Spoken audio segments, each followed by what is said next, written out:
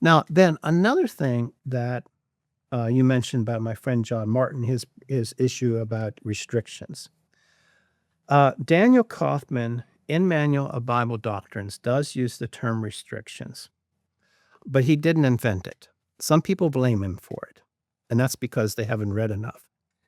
It is actually a term that was introduced by John S. Kaufman. It's Kaufman with a C, Coffman. John S. Kaufman was from Virginia. He was a school teacher. Okay, he went to Elkhart, Indiana, became and worked for John F. Funk's Mennonite Publishing Company.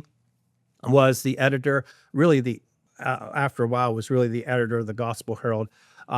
Was ordained, became one of the first evangelists. In fact, I think Daniel Kaufman and George R. Brunk were both converted at revival meetings that John S. Mm. Kaufman had.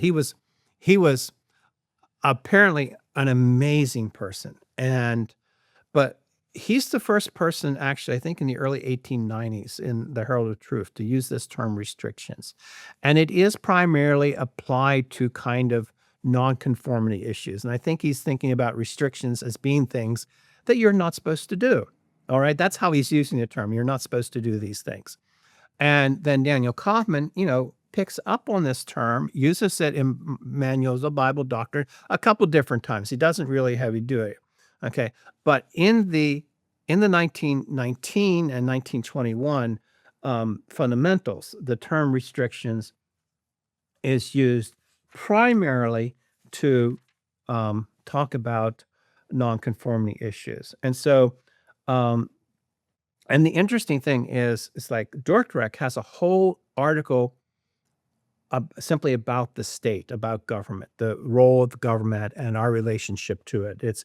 And so on. The fundamentals give it a line. They say, we believe that all Christians should honor, pray for, pay tribute to, and obey in all things those who are in authority in the state and nation, provide, however, that they should, in instances in which such obedience would violate the higher law of God, we ought to obey God rather than man, and that the church and state are separate, and while believers are to be subject to it, they are not a part of the civil administrative powers. That is contrary to the teachings of Christ and the apostles to engage in carnal warfare, that Christians should adorn themselves in modest apparel, not with braided hair or pearls or gold or costly array, that they swearing of oaths is forbidden in the New Testament scriptures, that secret orders are antagonistic to the tenor and spirit of the gospel, and that life insurance is inconsistent with filial trust in the providence and care of our Heavenly Father. So here they cover in this category, this article on restrictions, our role, the role of state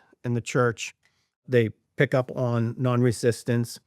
They also talk about, dress issues, and they also pick up on not swearing oaths and secret orders and life insurance. Now, life insurance is kind of a new thing. I mean, that's a controversy because life insurance wasn't around in the 1630s.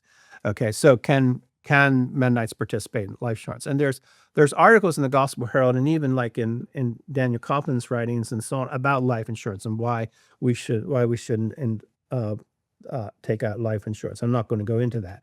But what is interesting is, like with Dordrecht, you have an article on government. You have an article by itself on non-resistance, okay, and so on. Whereas here, it's all kind of collapsed in this thing called restrictions. Oh, you also have an article on oath, a separate article on oath in Dordrecht. And so these are kind of, they're very quickly dispensed with. Now, that's not that they're not important. They are. In fact, most of the controversies in the 20th century, or most of the issues in the 20th century, have to do with with these quote unquote restrictions. But this way of framing it is new. But it doesn't start with Daniel Kaufman.